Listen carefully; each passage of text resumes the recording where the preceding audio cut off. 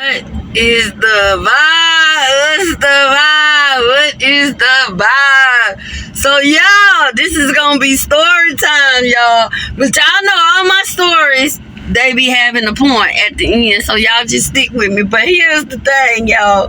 In this story time, I had my nerves bad. I was working at this company, right? I ain't gonna say what company it was. We sold a lot of beauty supply. I'ma just say that. One of my coworkers, y'all, had a stalker, like a real life stalker. See, the difference between her stalker and the one I got now, her stalker was bold. Her stalker was showing up on the job and all kind of stuff, y'all, for real. So, y'all, when I tell y'all, this stalker was bold and really out there. You heard me? Like, he would pop up in the store out of nowhere. Like, he ain't had no car. Okay? So that made it easier for him to tiptoe and duck in and duck out where the police could not catch him, y'all. Like, he would just pop up out of nowhere no matter what time of day.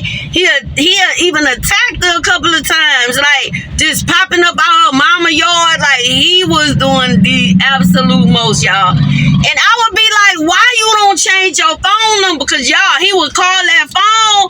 Y'all, I don't know if the man was on drugs, but, like, he would do the weirdest stuff and say the weirdest stuff. Like, he was accusing her of the weirdest stuff. Like, they used to date. The man had family members that worked there. Like, they couldn't even stop him from acting a fool like that. Y'all, them people would be so embarrassed. They couldn't even stop him from doing it. They'll try to talk to him, but he started waiting till his family wasn't there to act a fool. Y'all, he used to call them people phones at their job back to back to back. Especially me and her was working together and we was the only two there. Oh, baby, he would tear that phone up, y'all. It would be so embarrassing. And it was starting to get on my nerves to me and her. We started carrying weapons in there. So, honey, I was feeling harassed because I was working there too. So it made me feel like he was stalking us, not just her, because he was doing the most. We didn't know what that man was capable of, baby. So, look, I started getting mad because I'm like, look, you got my life being threatened too. Why don't you just change your phone number, girl?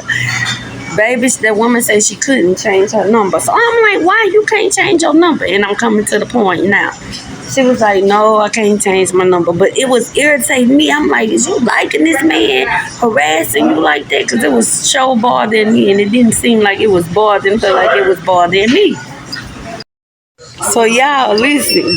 She didn't change the number. The man would call the woman so much, y'all. It was leaving her voicemails 2 o'clock in the morning, 3. Y'all, this went on for a long time. This ain't just happened like once or twice. It was going on for a long time. So finally, she went on ahead and moved. She went out of town for a little while. She had to get away from it, right? But they ended up catching him, y'all. And guess what? How they caught him? He was able to get the maximum amount of time because of all the evidence that she had on him. So if she would have listened to me and changed the number and he wouldn't have had the number, she wouldn't have had so much evidence so he could get, he ended up getting the maximum sentence because of so much information. So what that taught me is, y'all, you want your enemies to do too much. You want them to do a lot. You want them to involve a lot of people. That's more witnesses, y'all, to actually tell what happened. I know it be frustrating when you're going through something like this and people committing crimes on you and it seems like nothing ain't getting done. Trust me, all that they do will come back and bite them. So you always want your enemies to do the most. And that's the moral of the story. I love y'all for real. Peace.